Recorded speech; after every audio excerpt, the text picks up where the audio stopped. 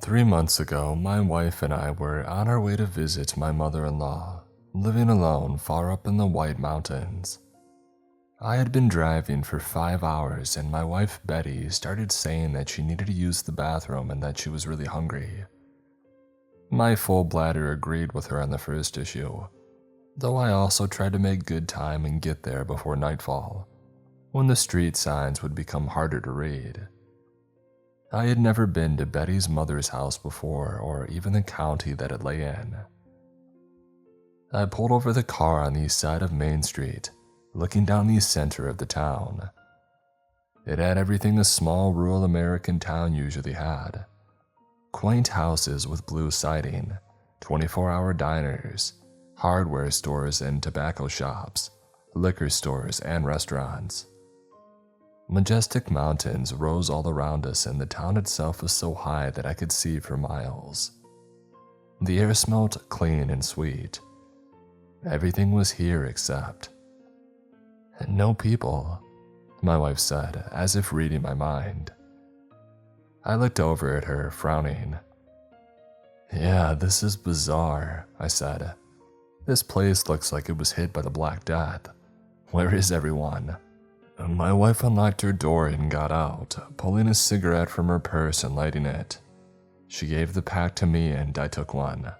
My wife looked pale and thin under the late afternoon sun, her black hair and dark eyes contrasting heavily with her light Irish skin. Lately, she seemed to have lost weight, but she wouldn't talk about it. Every time I asked her if anything was wrong, she had said no, and I could get no more response from her than that. The fragrant Turkish tobacco of the Camel cigarette instantly woke me up. We didn't smoke in the car as it was brand new and it cost me over $25,000 that I didn't really have. The last thing that I wanted was burn marks on the seats and ashes flying everywhere.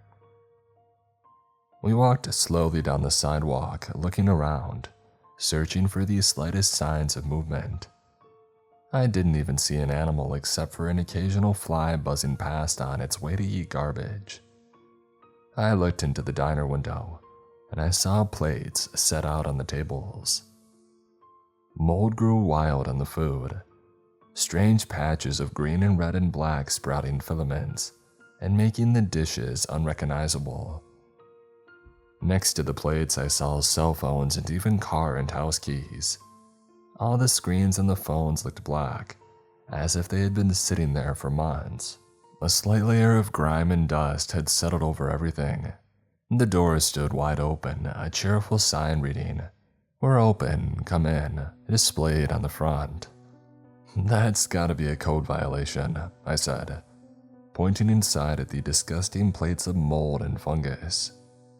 My wife laughed, but it sounded nervous and high-pitched, almost desperate in its cadence. Listen, Betty, do you think we should maybe call the police or something? She looked at me for a long moment and then sighed. I mean, I don't know, she said. What crime has been committed? It's just an empty town. Maybe everybody is at a funeral. Her voice raised hopefully. I laughed. What, they just abandoned their shops and restaurants with no workers and moldering food? And by the way, there's a cop car right there, I said, pointing. It sat on 4 flat tires covered in a thick coat of dust. The tires didn't look damaged in any way. It seems they had just lost pressure over time without anybody to care for them. Looking around at the other cars, I saw most were not in much better shape. Many of them had low or no air in their tires, and their windshields were covered in dirt and grime. It looked like a junkyard in the middle of a town. A junkyard that had been abandoned. I'm calling the cops, I said, pulling out my phone. I opened the screen and of course found that I had no service. I tried sending a text to my mother explaining the situation and telling her to call the authorities if she received it and to send help immediately. I gave her the name of the town and the time. I figured the chances of a text going through were far better than a phone call, since a brief moment of service could prove sufficient to transfer the message. Yeah, I'm not calling the cops, I shook my head. We don't have a shred of service out here. What kind of town doesn't have service on its own main street? We are in the middle of the mountains, Betty said. Who the heck knows out here? We kept walking down the street in silence. Betty went inside a few of the shops and tried flicking on the lights or looking for her phone. The electricity was apparently as dead as the town itself. I occasionally checked my phone, finding nothing had changed. As we walked further along, I started to give up hope that help would be coming from outside. I finished my cigarette and Betty lit another one and gave me the pack again. I sighed and took another Camel out of the pack, lighting it and inhaling deeply. It gave me something to do at least, and it helped take my mind off the strangeness of this town. And then we came up to the police station, and I choked on the smoke as I saw what lay there before us. At first, I thought that some vandal had used the red spray paint to put up a bizarre slogan across the front of the station. But then I saw all the flies, and I smelled the copper and iron, and I realized it likely wasn't paint at all. We follow the black sun, it said in huge letters, each of them nearly 6 feet tall and thickly painted across the windows and walls. My wife squinted at it, tilting her head in a girlish way, her black hair falling across her face. She took a long, thin hand and pushed it aside. The Black Sun, she said. Is that a metal band? It sounds like those Norwegian Satanists that you like to listen to. What's the name? Burzum and Darkthrone and stuff. She started walking forwards, trying to inspect the letters more closely. I put my hand on her shoulder, and I pulled her back with a little more force than I had intended. She stumbled and gave me a dirty look. Johnny, be careful. You almost made me fall. Sorry, I said, my heart pounding in my chest. But don't get too close to that. I'm fairly sure that's blood, and it might be a crime scene. You don't want to touch it or trample the area if it is. She looked at me shocked and then glanced back at the letters, seeing the flies swarming around the coagulated sticky mess. Animal blood? She asked helpfully. Yeah, sure, I guess, I said non-committedly. Okay, let's get back to the car and get the heck out of here. I think I've seen enough. We need to get the cops here. Whatever's going on, it's way beyond anything that we can deal with. I turned around quickly and taking my wife's hand. She pulled away. Oh, don't start getting all worked up, she said. We haven't seen any indication of anything crazy, not yet. All we know is the people are somewhere not here, and that somebody vandalized the police station. I want to keep exploring. I looked at her amazed. She pointed past me at an old-looking church built of stone, probably from the 1800s. It stood near the end of the small downtown area next to thick clusters of evergreen trees. It had a plaque outside that I couldn't make out. The doors stood wide open and the darkness inside seemed to beckon. For a moment, I almost agreed with Betty. I almost said that I too wanted to go inside that church. I think it was what the French call l'appel du vide, or the call of the void. That urge to suddenly jump when standing at the edge of a cliff, or to see if a car can go 130 miles an hour on the highway when it's snowing. Then I shook my head quickly, as if awakening from a short dream. I looked back at Betty and laughed. There was no humor in it, however. You must be crazy, I said. I want to get out of here now. There's nothing to explore, everyone's gone, and if we keep going deeper into this, I have a feeling that we'll run into something far worse than anything we've yet seen.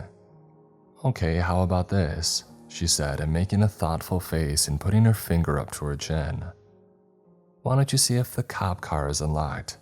Jump it with our car and use whatever they have in it to call for help. They probably have a walkie-talkie or something connected to the state police station. If you really think we need a SWAT team here, then that's probably the quickest way." "No, let's just leave," I said, walking quickly back in the direction of our car.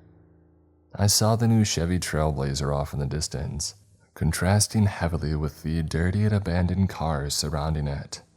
And then as we got close, I saw that it had 4 flat tires. I started running forwards, seeing the deep knife marks slicing open each of the sidewalls. "What in the—" I said, stopping in my tracks. I looked around the town but still saw no trace of anyone. Why? Why would someone do this? To stop us from leaving, obviously, my wife said, sounding unperturbed. "Look, we might be here for a while, so I'm going into that package store and grabbing a few things. Maybe some wine, maybe some cigarettes, because somebody smoked most of mine." She narrowed her eyes at me playfully. "Do you even realize what's happening right now?" I asked, my voice rising unconsciously in anger and frustration. "No, do you?" she said. "This isn't a joke," I said, feeling hot and anxious. "We're trapped here and there's letters written in blood, and now somebody slashed our tires. Do you still think that we don't need the police?" She smiled at me. "You always worry too much," she said. "Just calm down for once. Don't have an anxiety attack on me. There's no cell phone service to call for help if you do, remember?" That jogged something in my memory, and I looked questioningly at her. "Do you have any weapons on you?" I asked. "I have." I reached into my pockets, frowning. I pulled out a small Swiss Army knife. Its red surface looked dull from age, and even I thought it looked small and pathetic in my hand. "This," she laughed. "What are you going to do with that? Kill a chipmunk?" she asked. "I mean, I think you can cut your nails with it too, if you want to use a dull, crappy pair of scissors that barely cut paper." She laughed at her own joke, then stopped when she saw the anger and fear on my face. Betty looked at me with a strange expression. It was hard to perturb her. She had always been different from me. When I was stressed about money or work or anything else, she would laugh it off and say that I was too serious. But this seemed to be stretching the boundaries. I felt in my heart that we were in danger and she didn't seem to notice. "Look," she continued, sighing. "Let's go get some cigarettes and drinks and stuff. Then maybe we can take the car over to the police cruiser and jump it. Then we can call the cops and AAA too, and just sit here and wait for the cavalry to arrive." "This is a brand new car," I yelled. "I'm not driving it on the rims over there. That's gonna destroy the rotors and could damage some other stuff." I didn't actually know anything about cars and she knew it. "No, I think it'll be fine," she said, smiling. "But I wouldn't get my—" Her words were cut off by a siren that had started up suddenly, deafening and shrill. It seemed to vibrate the air itself, and the dead town came to life in a cacophony of noise and vibration. I saw my wife's lips moving as she tried to scream something, but I had no idea what it was. I covered my ears with my hands, which barely helped, and then after about 10 seconds it stopped. My ears rang, a high-pitched whine like I had just walked into a flashbang. It went away slowly and Betty's voice came back to me, rising from nothingness in a crescendo until I could make out her cadence and speech again. "Into the siren," she said, her face unusually serious and drawn. The sun had started to go down behind the mountains now, sending long shadows streaking across the road. Soon it would be dark and we would likely be trapped here for the entire night, or longer. Hiking out of here was an option, and the highway was only about 5 miles away. These thoughts passed through my mind as I saw shadows fall over Betty, before I realized that I had no idea what she said. "What?" I yelled. "I said we should go towards the siren. They have electricity. They probably have a landline and maybe there's people there," she said, still speaking far too loudly. I guessed her ears were ringing as well. "Okay, you don't have to yell," I said. "I can hear you and I don't want to attract the wrong kind of attention." She pointed at these sliced tires of my car. "We already have, Johnny," she said seriously. "Listen, I don't like this," I said. "I don't want to be trapped in some nutjob's basement a few hours from now, chained up against a wall and covered in blood, and think back on how I should have done something different. I think the safest plan is to leave this place now, I mean right now. Let's grab some drinks and cigarettes and whatever from the store, and hike back out towards the highway on the main route. Maybe we'll see somebody on the walk, but we'll definitely find help on the highway." She thought about it for a fraction of a second and then nodded. "Okay, whatever," she said. "Let's go." The plan worked at first. Betty ran into the package store while I kept watch outside, looking up and down the street for any signs of movement. I saw nothing, but from these slashed tires I assumed that we were being watched. Whoever they were, they knew when we were far enough away to vandalize the car. A minute later, Betty came out with a plastic bag. I saw 9 or 10 cartons of cigarettes in it and some plastic nips of Jack Daniels. She also had Coca-Cola and some water. "I thought you were grabbing a pack of cigarettes," I said, narrowing my eyes. 10 cartons? Why do we need 10 cartons for a 5-mile hike? "Oh, we don't need them," she said. "But you know, they're expensive down in Connecticut. Much cheaper in this town." "Yeah, I guess you can't beat free," I said, reaching into the bag and taking out a pack. We started walking out of town in silence. I didn't even hear an animal stir. The regular buzz of the insects that chirped and squeaked throughout the White Mountains was missing here. It gave the town a supernatural eeriness, as if we had wandered into an apocalyptic wasteland where even the crickets had gone to die. To break the monotony, I lit a cigarette. The flick of the lighter and the soft tread of our footsteps were the only sounds that we could hear for miles. As we got further down Main Street, the shops and houses started to thin out. Soon after we had passed the church, both sides of the street had turned to forest, and only an occasional house or farm broke the endless trees. The downtown area couldn't have been more than a quarter-mile long, but this town and the surrounding forest felt like it went on forever. "This is really spooky," Betty said, shattering the silence. I was glad for a break, though I felt eyes on me as she spoke, as if we had somehow violated the sanctity of a graveyard with laughter.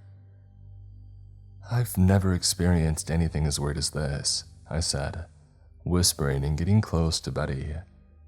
I noticed that she also spoke in a quiet voice, and she constantly glanced behind and around. She smoked a lot of cigarettes, nervously lighting one after the other, and she drank 3 nips on the way, chasing them down with the Coke. I took one myself and I downed it. The burning liquid seemed to revive me somewhat and clear my head. I chugged some soda to get the taste out of my mouth. And Betty had opened her mouth to say something else when the screaming erupted from all around us. The sun had long disappeared behind the mountains, and we were surrounded by thick curtains of darkness. I couldn't see more than a few feet into the forest. Betty gripped my hand tightly. "Okay, now I'm really freaked out," she whispered into my ear. We had both stopped and stood, holding hands as shrieks echoed through the trees. The light breeze carried a smell that nearly made me gag, the smell of decay and blood. "And do you think it's a fox or a fisher cat or something?" I shook my head silently, then leaned close to her. "We're going to run," I said, "back towards the town. It's a lot closer. Ready?" She nodded grimly. "Go." We started sprinting away, our footsteps bouncing off the pavement far too loud. The screaming drew closer and something broke through the outer boundary of the woods. With twigs crunching and branches snapping, I saw the silhouette emerge into the road to my left. The smell of rotting flesh seemed overwhelming now. I only saw her for a second, but I knew in that moment that she wasn't human. It looked like a woman, or at least like the corpse of one, but she was clearly alive in some form, running and shrieking, sending out wails of pure agony and horror. The eyes snapped onto me, and I met them for a brief moment. Even in the dim light of the moon and the stars, I could see that they were pure white, without pupils or irises, and yet they seemed to see everything even in the deepening shadows. Long stringy black hair ran down over her face and down her back. Papery skin hung tightly to the skull, and the mouth hung wide open, inhumanly wide, like the tendons and ligaments holding the jaw of the skull had been cut. The huge black pit of her mouth emanated those screams constantly, as if she didn't need to breathe. On the body, parts of the skin were missing. I could see the bones beneath. They were thin and fragile skin had broken. Purple and black sores shone from these spots.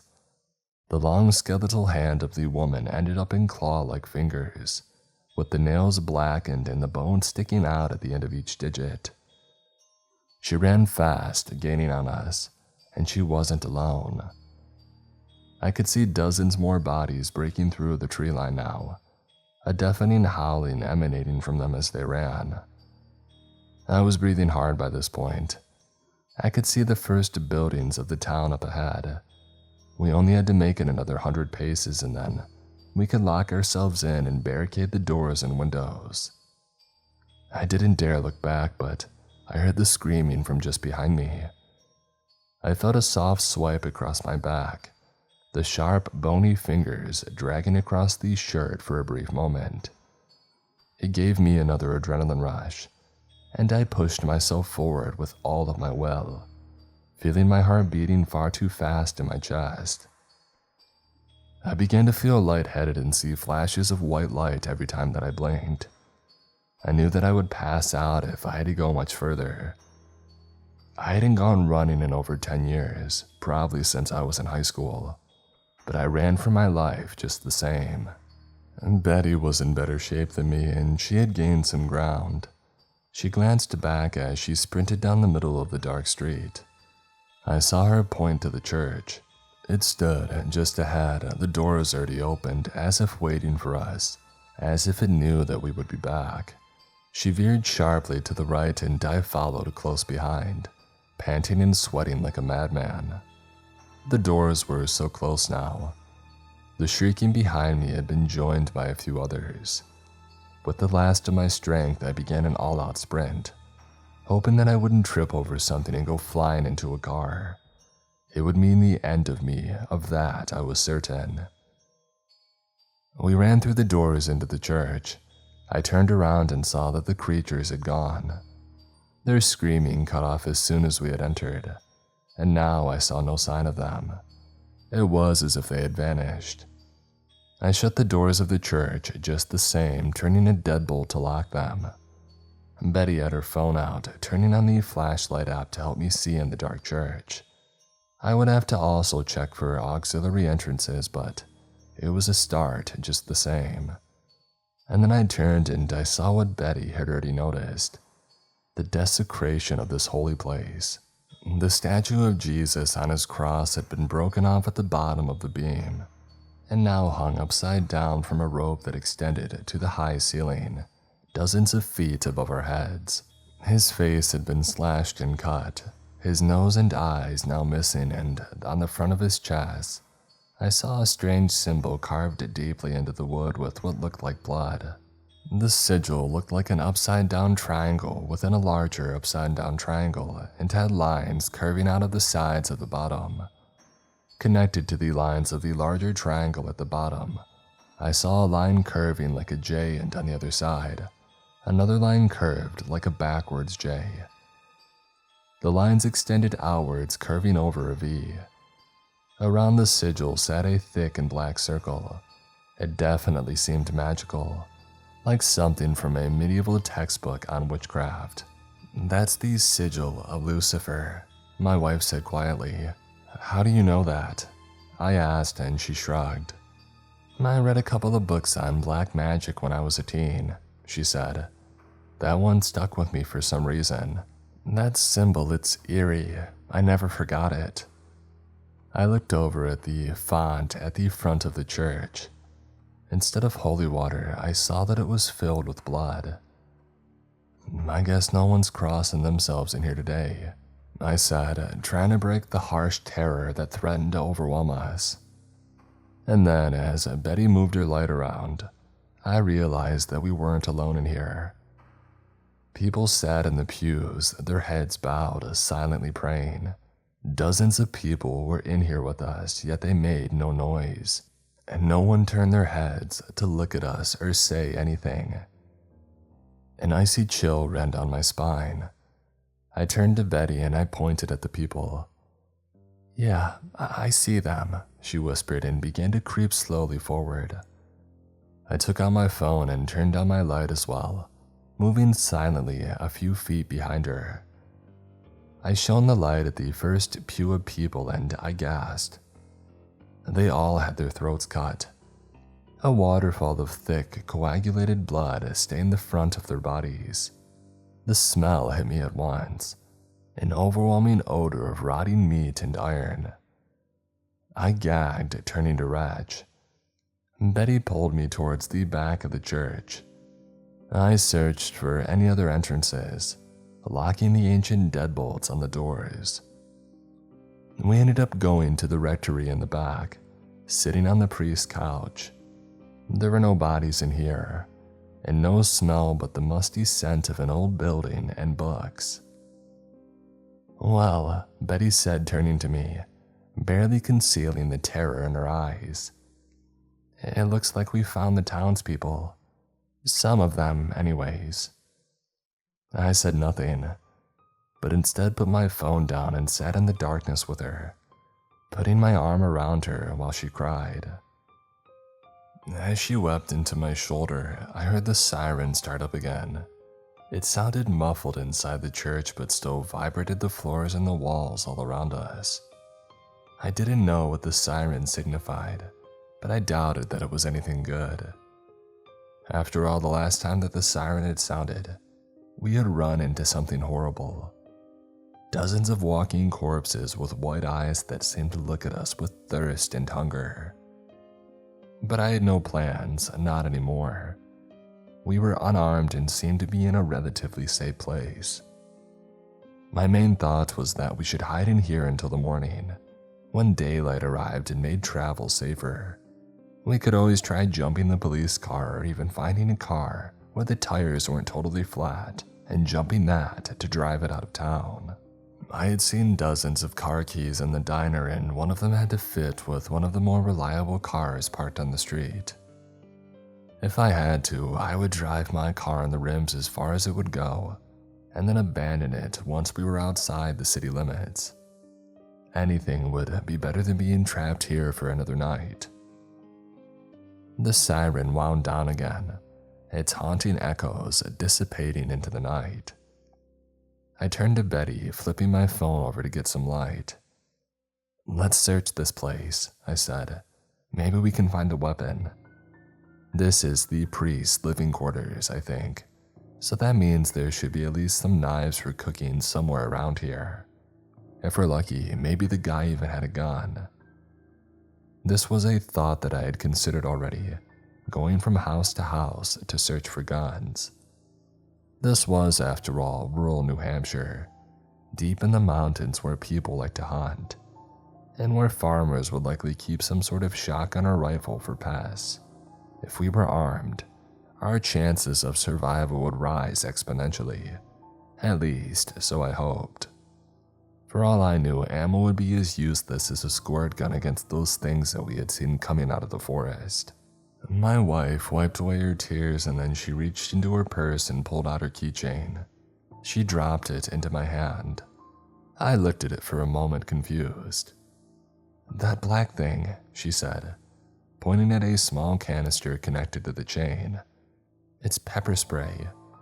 I don't know how effective it is. I've had it for nearly 10 years.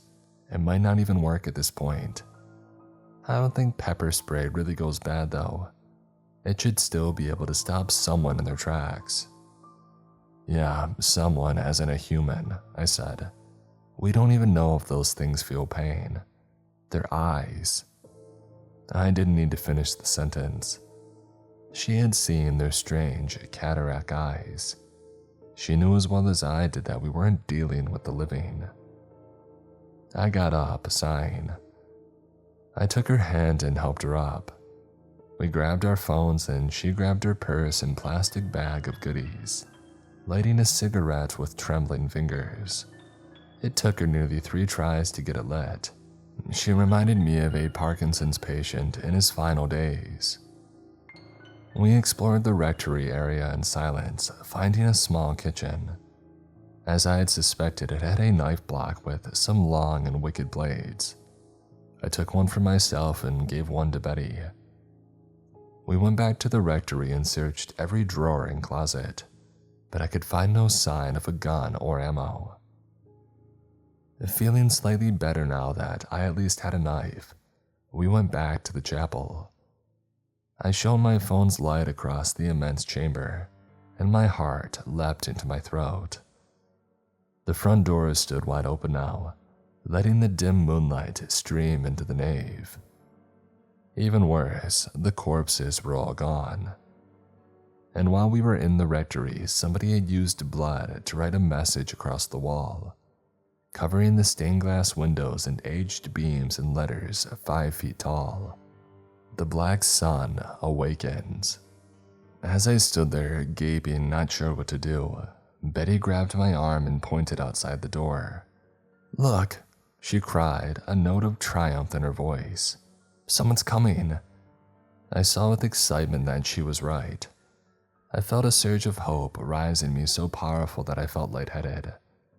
Headlights streamed down the dark street, casting long, twisting shadows across the buildings. I grabbed her hand and we ran outside without a second thought. The car traveled slowly down Main Street, coming from the same direction that we had originally come. We ran out into the middle of the road and I started waving my arms frantically, trying to get the driver's attention. A chubby old man pulled up beside us, looking at us with suspicion and narrowing his eyes. I gestured for him to put his window down. He hesitated for a long moment, looking between me and my wife, and then lowered it an eighth of an inch. I heard all of his doors lock as he quickly pressed the button. Does anyone live here?" he asked. "I need some gas. The map said that there's a station here, supposed to be 24 hours, but there's no one inside. Doesn't look like anybody's been inside in weeks. All the food in the refrigerators had started to rot and there's not even electricity. So," he trailed off. I didn't even know where to start. I certainly didn't want to start rambling about walking corpses and messages painted in blood. But Betty, always my smarter and better half, thought quickly instead. "We had a massive electrical failure," she said, lying smoothly and smiling at him with her disarming charm. I saw the old man relax slightly, though he still glanced over at me with suspicion from time to time. "We really need help. Our car broke down and everyone besides us was already evacuated." "Yeah," the old man said skeptically. "Makes sense, I guess. Okay, so you both live here?" I nodded, building on the lie. "Yeah, we used to, but we missed the evacuation. Can you please just give us a ride to the highway?" I said, giving him what I hoped was a neighborly smile. He frowned, the lines in his face deepening. "What's your name, friend?" he asked, not answering my question and refusing to roll down his window any more than the tiny crack that he made. "I'm Johnny Redfern and this is my wife Betty. Please, sir, we really need your help." How come you two didn't just walk out of here? He asked. The highway is only a 10-minute drive. It's not exactly around the corner, but shouldn't take you more than a couple of hours to walk it. I swore inwardly. Of course, we had to get an old man who was as sharp as a tack. If he kept talking to us, he would inevitably pick up on our lies. In fact, he probably already had. The story wouldn't make much sense, especially when he kept driving and saw the messages painted in blood on the police station. And well, I'm not saying you're being dishonest or anything, God forbid. But if people were evacuated, why are all their cars still here? Did they walk out? Did they all take the bus? Sure looks like they've been here for a while. I froze, not knowing what to say in response. I looked over at Betty, her pretty dark eyes narrowing with concentration as she stared at the old man. "Sir, what's your name?" she asked him pleasantly, changing her face in a moment back to the beatific and friendly smile she always used in her job as a real estate agent for difficult customers. "Well, I'm Freddie Mackenzie," he said. He looked like he considered rolling the window down to shake our hands, but instead, he quickly looked away. "Okay, please listen to me, Freddie. Something strange is going on here and we don't know what it is. We really need your help. I'm afraid that if we stay in this town any longer, something really bad is going to happen to us," Betty said, her smile fading. Freddie's bright blue eyes shone with intelligence as he weighed her words, looking from my face to hers before frowning slightly and wrinkling his forehead. "Yeah, no, I'm sorry," he said. "I'm sure you two are very nice people, but I don't pick up hitchhikers, ever. I don't know you guys from Adam, but if you want, I can call you a tow truck when I get on the highway, or even a police officer, and they can sort this mess out. I really don't know what's going on here, and I don't want to know. This is none of my business, but I wish you both good luck." He put his car back in drive and rolled his window back up, waving in a friendly manner but not meeting our eyes. He pulled away at a snail's pace, going at least 10 miles under the speed limit as he drove down the road. "I should have maced him," Betty said bitterly, watching the old man's taillights as they grew smaller. "I really should have. I thought about it, you know." "What would that have accomplished?" I asked. "Well, it would have made me feel better," she said. We both laughed, an anxious and nervous release of tension that I felt I needed at that moment. A gunshot pierced the night. I jumped, almost falling on the sidewalk curb as I quickly backed off of the road. I grabbed Betty to steady myself. She was looking down the road at the old man's red brake lights. They cast a bloody glow across the main street. Another gunshot rang out and I could hear a loud hiss, as if a monstrous snake had just awakened. But it wasn't a snake. We watched Freddy's car as clouds of smoke and plumes of exhaust began rising from the engine, and the hissing grew louder. I realized something must have given in his engine when the bullet passed through. His tires looked fine, but even from this distance, I could see a puddle expanding around his car. I didn't know anything about cars, but from my meager knowledge, I assumed that it was likely coolant or transmission fluid. Either one was not good. "What should we do?" Betty asked, grabbing my hand tightly. "I'm not running in the direction of gunshots if that's what you're asking," I said quickly. "We should take cover. Let's go back to the church for now." "What about the old man?" she asked more loudly now. "What's going to happen to him?"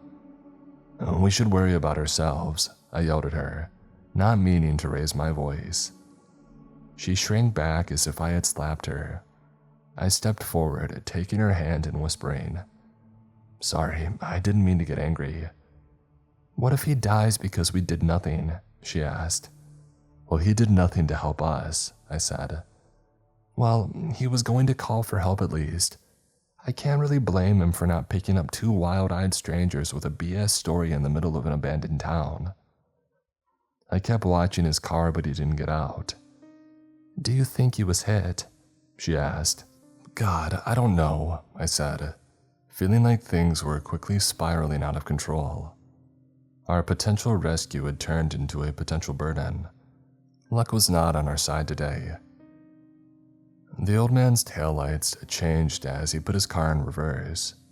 He tried to slowly back up in our direction, but the engine made loud knocking sounds when he pressed the gas, and the thick cloud of smoke began to expand, rising up in the air in huge, billowing plumes. I heard metallic groaning sounds as the knocking died down, and then his car had stopped moving, and the engine shut off by itself. He hadn't managed to reverse more than 20 feet in that time. I wondered what he was thinking at that moment, whether he thought we were a part of some band of robbers who had staged a gunman up ahead. If I were in his shoes, I felt certain that that would be my first assumption. After all, who else in the town was there to blame? A secret gunman in Vandu who hid in buildings or in forests. Yeah, and corpses who got up and moved around. But nobody in their right mind would buy that story, at least until they had seen it for themselves. Okay, screw it. Let's go get the old man out of his car and make sure that he's... I started to say, but then the siren came on again, seemingly even louder and shriller than before. I covered my ears with my hands, and without thinking, I ran towards the old man's car, hoping that I wouldn't live to regret the decision. By the time that I had run through Main Street, the siren had started to die out again. It seemed to be getting shorter every time that it ran. I didn't know what to think about that. I tried to justify it by saying perhaps the building where the siren was located ran on generators and they were running out of fuel. So to compensate, they ran the siren less and less every time. But why run it at all? There was no tornado here, no hurricanes or tsunami.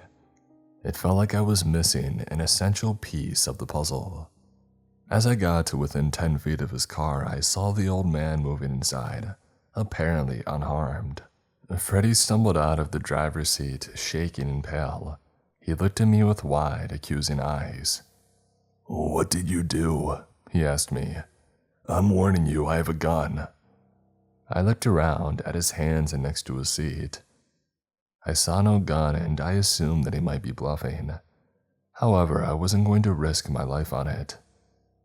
I still had the butcher's knife tucked into the back of my pants, the blade looped through my leather belt, and I'd even pulled my shirt over it so the old man wouldn't see it and get scared. I put my hands up and backed away slowly. His eyes narrowed even more as if he suspected a trick. "Please, I'm just trying to help," I said. "My wife and I were not actually from here, we're from Connecticut. We came here just like you, just to stop for a minute. But somebody slashed our tires and this town has some strange things happening in it. I can't explain it. That siren, every time that it goes off." I didn't know what to say next. "I think it's a warning or perhaps a signal. Every time it goes off, we see people walking around. Maybe they're a part of a cult or something else, but we need to get to safety now. There's a church just down the street with deadbolts on all the doors. It can be locked from the inside and maybe even barricaded. We should go there immediately. If you won't come with us, that's your decision. But I'll tell you right now, you probably won't survive out here." "Is that a threat?" he asked, his blue eyes blazing with anger. His chubby face reddened and even his bald head had a crimson hue. "Okay, fine," I tried. I said, giving up and turning to leave. "Stay here and die." I started walking away and not looking back. I heard heavy footsteps slapping against the pavement and suddenly he was at my side, walking with me. He sighed heavily, the redness slowly fading out of his face. "I'll come with you," he said. "But if this is a trick, know that I intend to report all of this to the police as soon as possible." "My friend," I said, quickening my step and starting to jog towards the church. If the police were coming, don't you think they would already be here? After we got into the church and locked all the doors, we saw dark silhouettes walking past these stained glass windows. They surrounded the church, their strange gait revealing their inhuman nature even based on their shadows. I knew that it was the corpses, like the ones that I had seen out in the woods. Off in the distance, one of them started to scream, a shrill, piercing noise that carried on the wind. It sounded like she was here, standing right next to me in the church. I shuddered. I heard a few of the corpses respond until it sounded like the shrieking came from all around the perimeter of the building. Yet they didn't try to get in. If they had smashed through these stained glass windows, they could have easily crawled through, yet they didn't. At least, not yet. Soon I heard a sound like a man crying in pain. This scream sounded far different than the empty banshee wails of the corpses. I looked through a pane of clear glass and saw the woman from the forest, the walking nightmare with the black matted hair and white cataract eyes. Next to her, I saw two children, twins from the look of them, dressed in nearly identical clothing. Two little boys holding hands and walking behind her. The skin on their faces had mostly peeled off, showing the eternally grinning skulls underneath. Their eyes had turned white with drops of thick black blood dripping down their face like tears. Their bodies looked partially decomposed, just like the woman, with sharp finger bones poking out through the skin. On their hands, I could see the tendons and ligaments and muscle underneath, in places where the skin had been eaten away. In front of them, I saw a man crawling on his hands and knees out of the dark forest on the perimeter of town. His leg looked broken, the area around his knee twisted at a 45-degree angle. Matted blood soaking into the denim. By the time I realized what I was looking at, all three had caught up to him. The woman's corpse gnashed her teeth as she drew near, biting at the air and smiling. The twins looked serene, as if they were just going on a walk to the playground. They didn't hurry or run, knowing their prey was injured and doomed. The man looked back at them, an expression of sheer terror twisting his face. And then all three were on him, eating him alive from the legs and stomach. His agony-filled shrieks shattered the night. I turned away. Within a couple minutes, everything had gone quiet again, but I saw dozens more of those silhouettes passing on Main Street, or coming from the graveyard behind the church. I wondered just how many of them we were up against. Over time, Freddy warmed up to us. He seemed to realize that we weren't lunatics who were going to stab him and eat his heart while praying to a serpent god in Aramaic. He ended up being much more talkative than I would have expected. When we talked to him in the car, he came across as an aloof curmudgeon who wouldn't have helped his own mother if she fell down.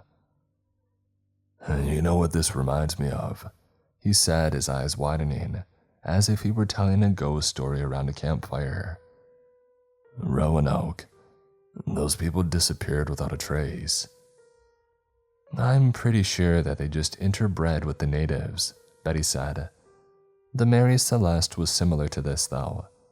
The crew just disappeared from the ship in the middle of the ocean. No one knows where they went." The two of them acted much more relaxed than I felt. My nerves felt jangled, and I just kept waiting for the next siren. Or maybe the gunman who'd shot out Freddy's engine block would show up, armed with a semi-automatic rifle and carrying buckets of blood around with him to paint messages whenever he felt like it. I could see him in my mind's eye, a nut job in a ski mask, two dark eyes glaring out at me, his heart filled with bloodlust and murder. "These people didn't really disappear though, did they?" I said, turning to look at them. "We found the corpses of a couple dozen of them in here, right in the church, and we've seen more of them outside." "But where's the rest of them?" Betty asked. Freddy looked at her, raising an eyebrow. "Yeah, there's way more than a few dozen people living in this town. Where are all the bodies?" Maybe the rest of the town isn't even dead. You didn't tell me that somebody staged bodies in this church, Freddie said accusingly, looking at Betty. She shrugged. So? So maybe, he lowered his voice. This place is haunted. You ever think of that? Betty laughed out loud at that, and even I cracked a smile. My friend, I said, this whole town is apparently haunted. I wouldn't worry about the church. I don't know how much time passed, but after they talked for a few more minutes, we ended up just sitting there in silence. Betty and I smoked cigarettes, and Freddie drank some of the whiskey that she had grabbed. Just to steel my nerves, he said, and he looked like he needed it. He was still shaking, and he would often get up and pace around in a circle, muttering to himself and sending dirty looks towards the blood-stained pews. Ever since we had told him about the bodies, he had seemed much more uncomfortable and frightened. I knew how he felt. I felt the same restlessness and terror within me. It seemed like we were trying to hide in the closet as the house burned down around us. But what else could we do? Soon, that decision would be taken out of our hands. I realized that the church seemed to be getting brighter. Freddie and Betty didn't notice for a few moments as they had just started up another conversation, this time about the sigil painted on the body of Jesus hanging upside down from the ceiling. But I noticed the lightning immediately. For a second, I thought maybe the electricity had come back on, but that the lights were just dim, or that maybe somebody was driving outside and their high beams shone through the windows. But I quickly realized that this light had a different texture. It was almost like a black light, giving off an intense, purplish glow over everything that it touched. Betty had gone silent, her mouth open in silent awe. Freddie rubbed his hand over his bald head, opening his mouth. "Oh, what?" he said. He stopped his pacing, nervously smoothing out his shirt. "What is this? Is it some sort of stage trick?" "Not from me," I said, looking around the church. All the dark corners were now illuminated, shining with the eerie light. I could see the bloodstains glowing on the pews, looking almost black against the shining mahogany hue of the wood. The sigil of Lucifer shone with an intensity that dwarfed everything else in the church. It was so bright that I had to turn away. The light that it gave off was a dark red, and when I closed my eyes, I could still see that crimson symbol burned into my sight. As I looked out the side window, I saw that the light seemed to be coming from the forest at the edge of town, deep behind thick groves of evergreens and muddy swamps.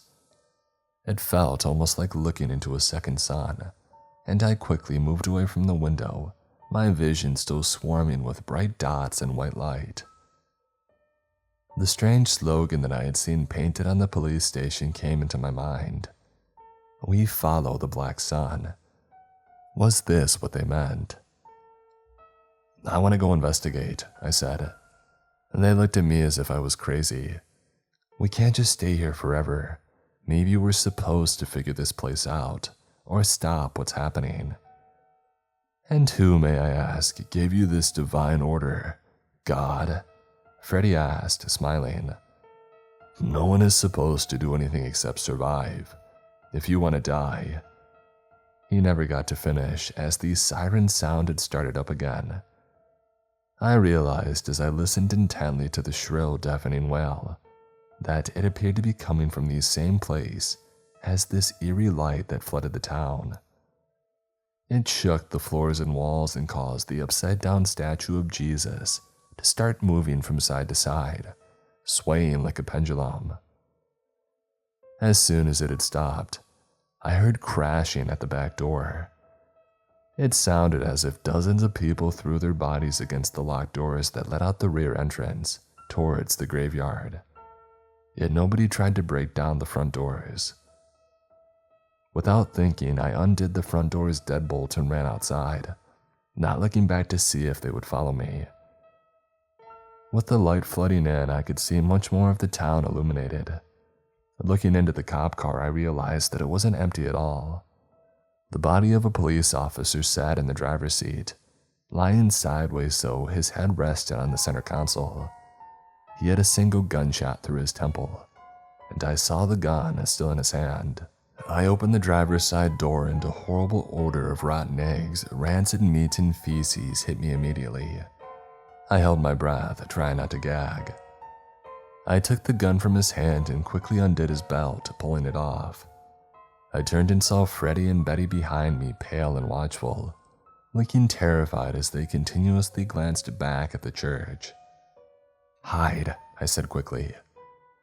I got on my belly and slid under the cop car, not looking back to see if they would follow my orders. If they didn't, they would probably die. As soon as I was underneath it, a gun in one hand and a heavy police belt with mace, a taser, and extra ammo in the other, I saw bodies stream out the front door of the church.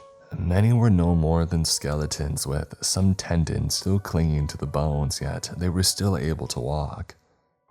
They moved quickly, looking around with empty eye sockets and rotting faces. Betty had by this point crawled underneath beside me. I turned and saw her, watching the corpses with wide, girlish eyes. I didn't see where Freddie had gone. The corpses emerging from the church split off in groups, going in different directions. After a few minutes, none remained on the street, at least from what I could see.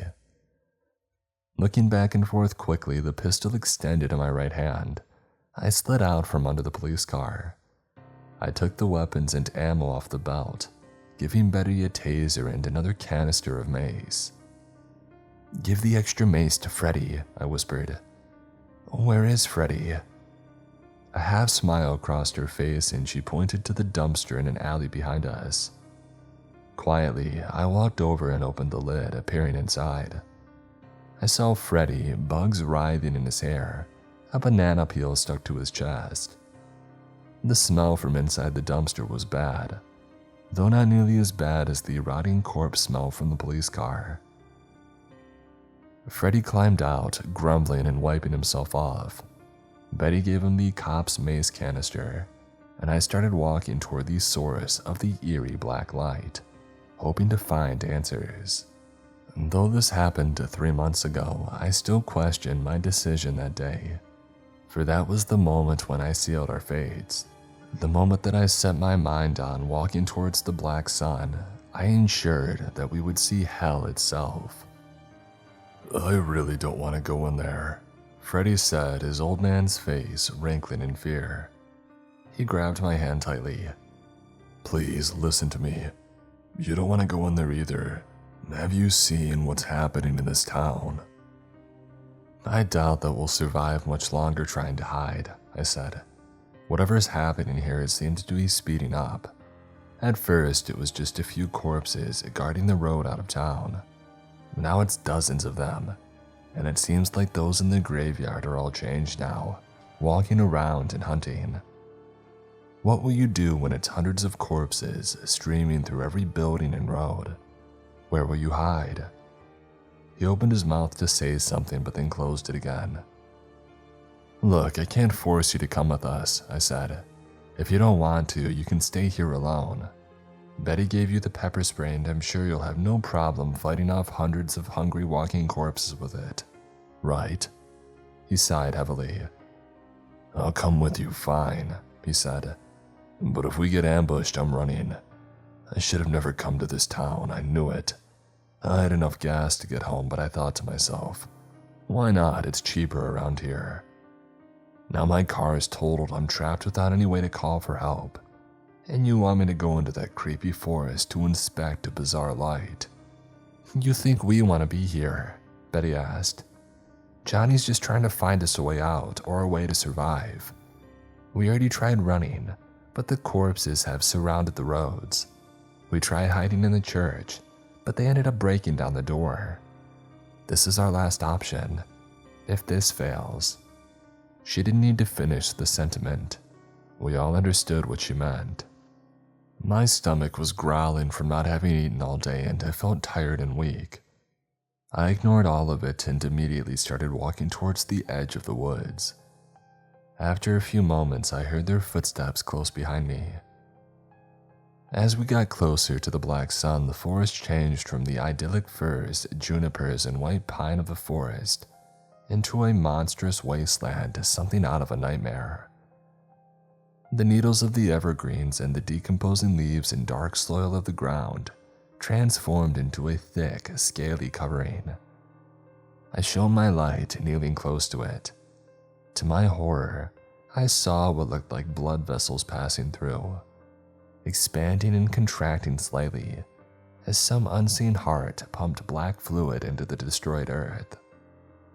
The crust itself looked dark red, and it covered everything on the ground. I tried knocking on the crust with my knuckles. It felt slightly sticky and as hard as concrete. The trees and plants had also changed. The bark of the trees had turned a pale, ghostly white. Their leaves and needles had fallen off, and the branches stood like skeletal arms, stretching upwards to the sky. The thick rivulets of black fluid dripped from the bark and branches of all the trees. The ferns and pricker bushes and other small plants had also turned white, as pale as writhing maggots. Small drops of the black fluid fell from the changed leaves of the ferns and shrubs, dripping onto the ground. "This reminds me of kudzu in a way," Freddie said, standing behind my wife and me. His eyes were wide and he kept gazing around uncertainly. He didn't look at us, though. He constantly glanced back towards Main Street, as if thinking about booking it and leaving us alone. "What's kudzu?" my wife asked, still as curious as ever. "It's a plant from Asia. It grows in the south a lot and it takes over entire areas.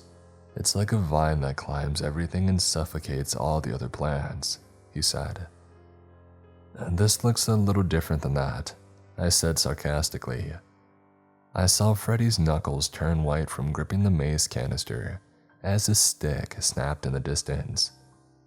He was terrified, and it would likely only take the smallest thing to send him running. I knew exactly how he felt. The light from the black sun became so bright as we walked forwards that I no longer needed my phone. Trying to conserve the battery, I turned the flashlight off and put it away, seeing Betty doing the same. Fred followed behind us, hesitant. As we got closer to the source of the mystery, his anxiety seemed to grow. "You know what they say about stragglers, Freddie?" I asked, trying to break the grim mood. He shook his head. "And they get eaten first." After that, his pace quickened and he stuck close to us. I hadn't seen a single animal yet or heard a cricket or a bird. There were no bats flying around the dead and bleeding trees, no owls hooting in the distance or mosquitoes swarming around us. I wondered where the animals had gone. Most likely, I thought to myself, they had fled, unlike me. It seemed to me that they were the smart ones in this decision.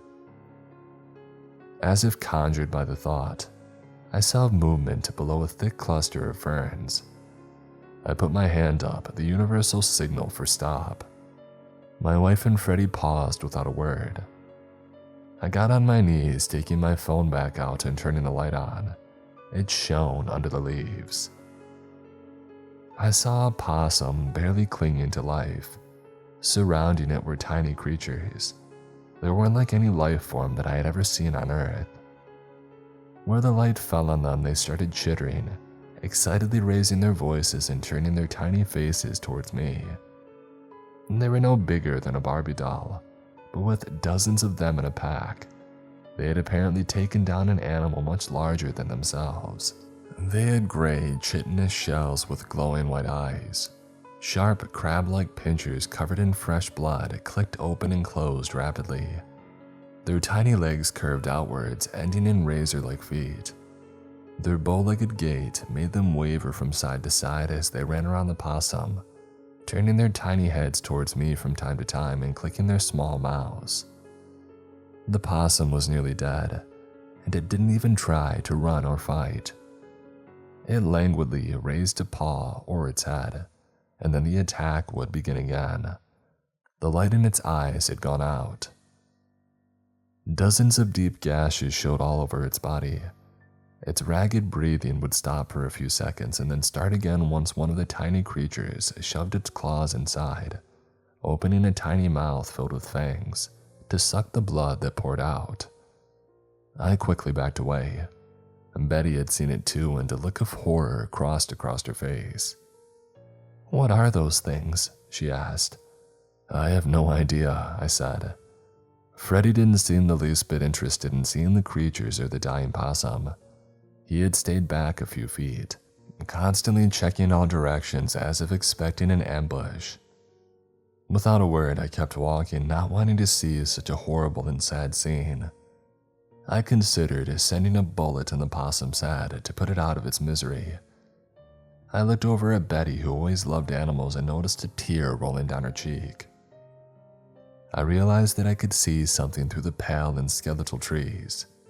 It looked like a clearing, and in the center I could just barely make out a huge orb, floating and spinning over the crusted red ground. An intense, purplish black light swirled and jumped inside of it, sending out bolts of lightning into the surrounding field. Yet there was no sound, no thunder or crashing of branches. I pointed and Betty raised her head, her mouth agape in wonder. Freddie apparently had already seen it. All the color had drained from his face, and I thought for a moment that he might faint. "I think we're near," I said. "That must be the black sun." As I walked out into the clearing, I felt eyes on me.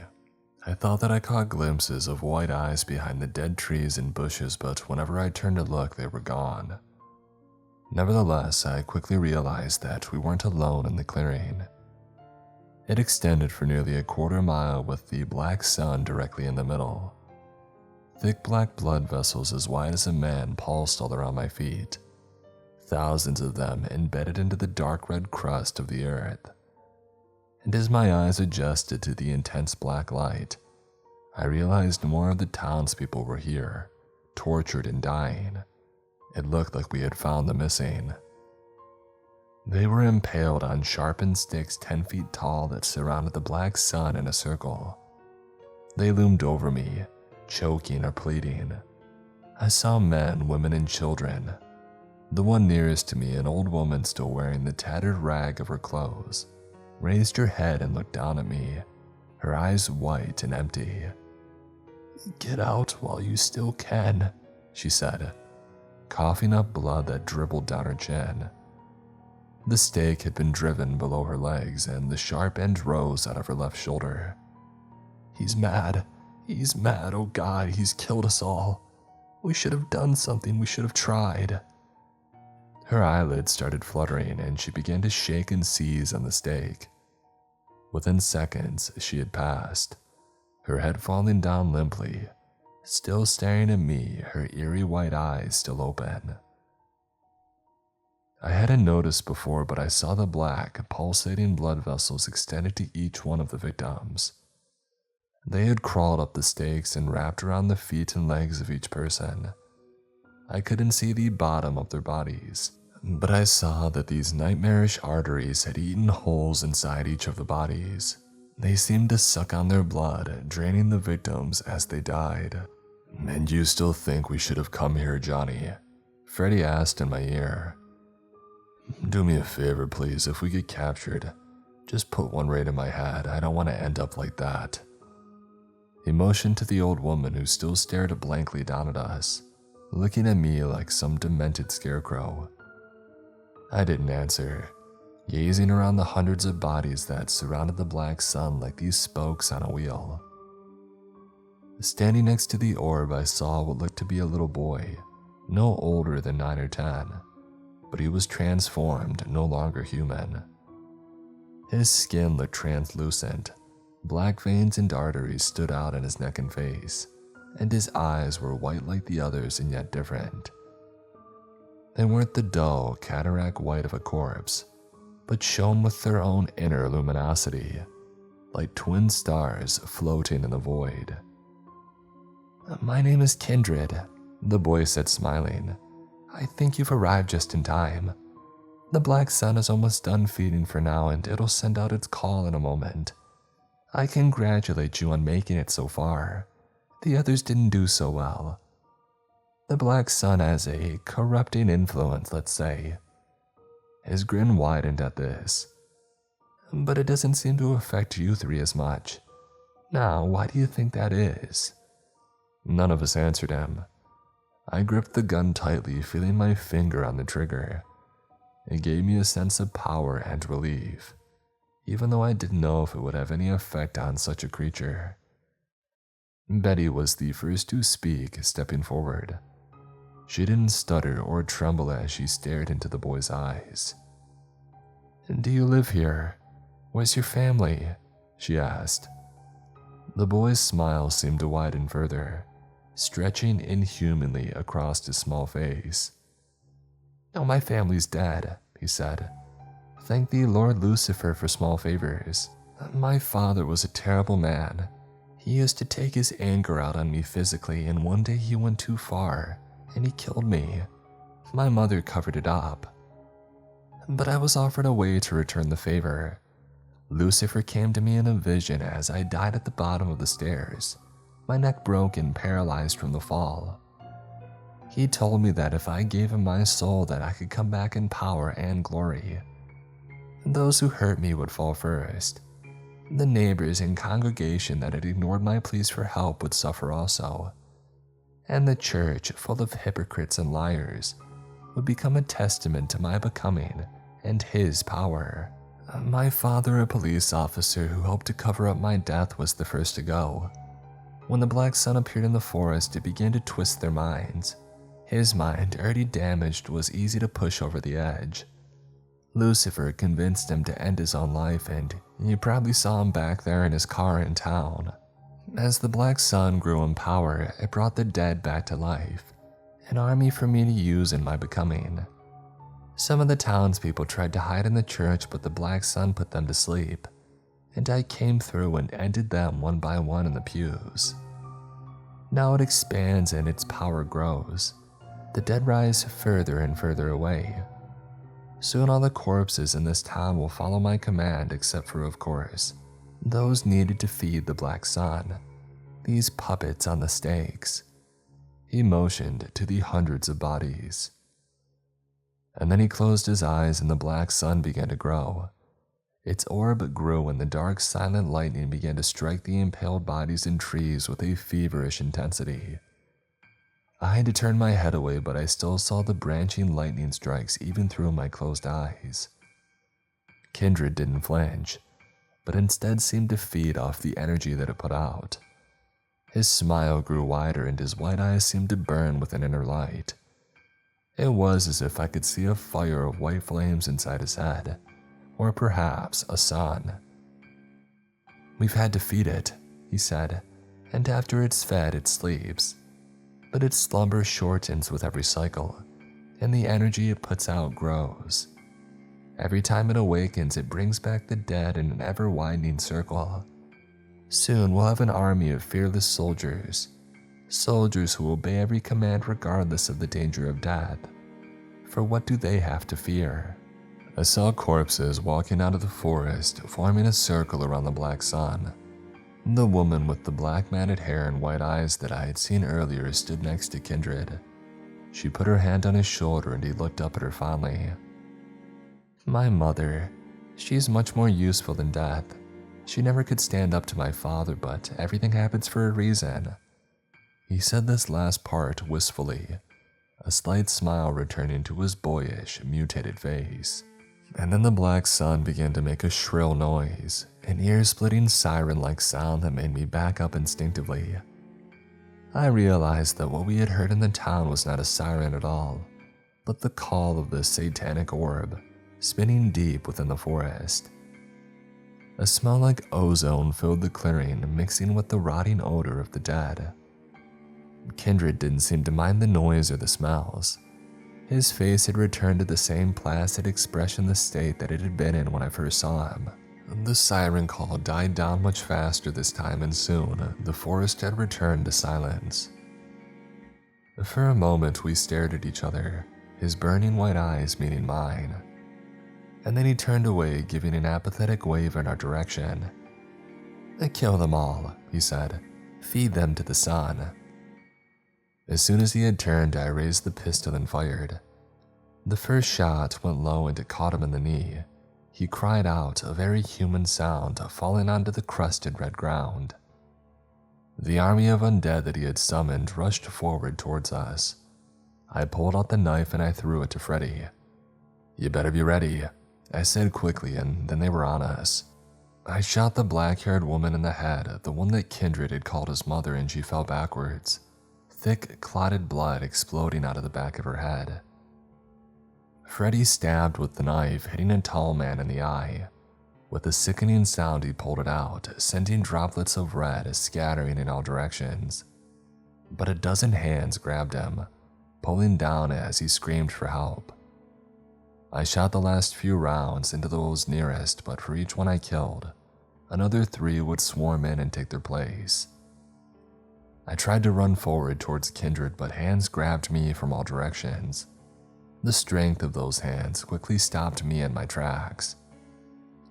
In the chaos, Betty had escaped, crawling under their grasping hands and through decomposing skeletal legs.